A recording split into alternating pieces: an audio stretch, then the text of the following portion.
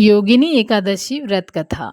महाभारत काल की बात है कि एक बार धर्मराज युधिष्ठिर ने भगवान श्री कृष्ण से कहा, हे त्रिलोकीनाथ, मैंने ज्येष्ठ माह के शुक्ल पक्ष की निर्जला एकादशी की कथा सुनी।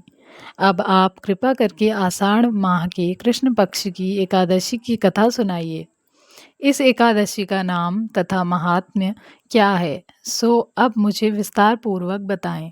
श्री कृष्ण ने कहा, हे पांडुपुत्र, आषाढ़ माह के कृष्ण पक्ष की एकादशी का नाम योगिनी एकादशी है।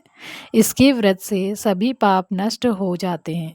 ये व्रत इस लोक में भोग तथा परलोक में मुक्ति देने वाला है।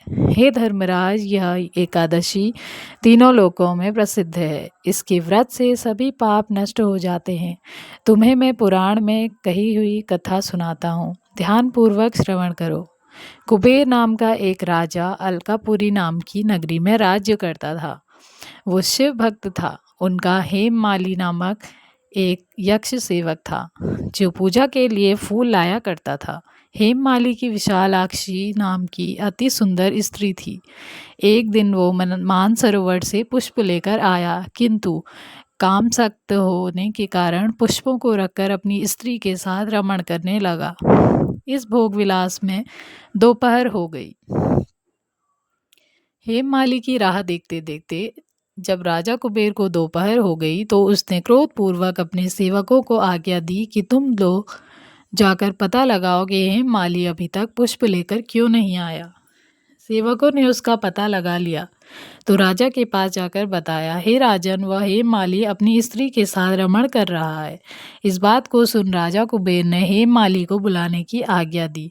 डर से कांपता हुआ हेममाली राजा के सामने उपस्थित हुआ।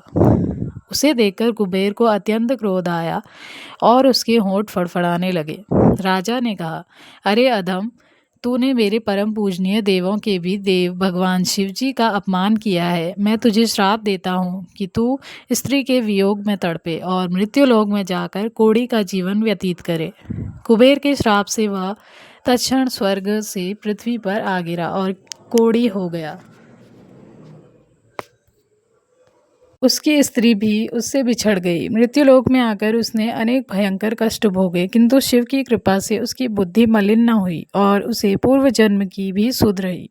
अनेक कष्टों को भोगता हुआ तथा अपने पूर्व जन्म के कुकर्मों को याद करता हुआ वह हिमालय पर्वत की तरफ चल पड़ा। चलते चलते वह मार्कंडेय ऋषि के आश्रम में जा पहुंचा। वह ऋषि अत्यंत वृद्ध तपस्वी थे। वो दूसरे ब्रह्मा के समान प्रतीत हो रहे थे और उनका वह आश्रम ब्रह्मा की सभा के समान शोभा दे रहा था।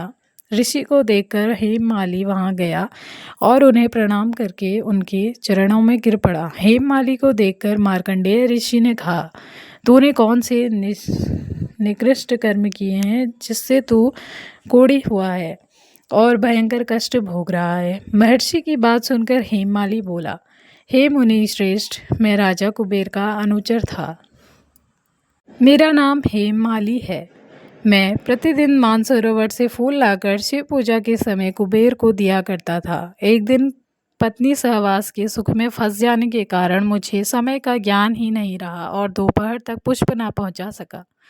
तब उन्होंने मुझे श्राप दिया कि तू अपनी स्त्री के वियोग और मृत्युलोक में जाकर कोढ़ी बनकर दुख भोग।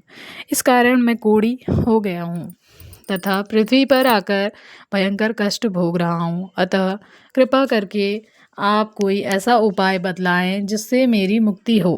मार्कंडेय ऋषि ने कहा, हेममाली, तूने मेरे सम्मुख सत्य वचन कहे हैं, इसीलिए मैं तेरे उद्धार के लिए एक व्रत बताता हूँ।